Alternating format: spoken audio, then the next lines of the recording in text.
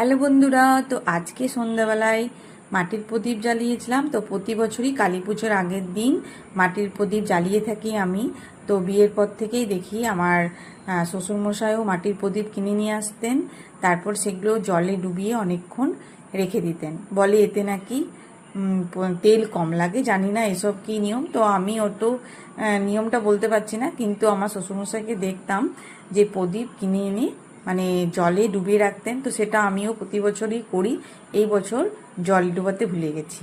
হ্যাঁ, তো মেয়ে বলছে, মা তুমি প্রতি বছর জলে ডুবাও, এবার তো জলে ডুবিয়ে রাখোনি। আমি বললাম ভুলে গেছি, তুই এমনি করে দে। তো মেয়ে সলতে পাকি দিয়েছে, তেলও দিয়ে দিয়েছে, সমস্ত কিছু দিয়ে প্রদীপগুলো সব মেয়েই রেডি করেছে।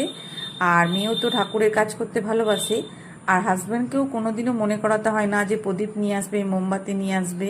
হাজব্যান্ডও সব ঠিকঠাক এনে দেয়।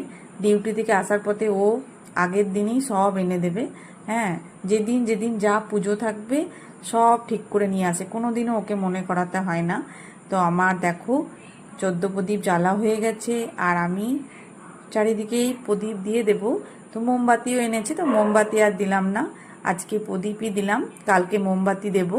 হ্যাঁ, আর আমি এই কার্তিক মাসের পুরো মাসটাতেই দুবেলা মাটির প্রদীপ জ্বালি।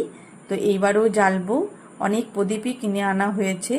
তো শ্রীকৃষ্ণের কাছে দুবেলায় মাটির প্রদীপ দেখালে ভালো। কার্তিক মাসটা, এটাকে দামোদর মাস বলা হয়।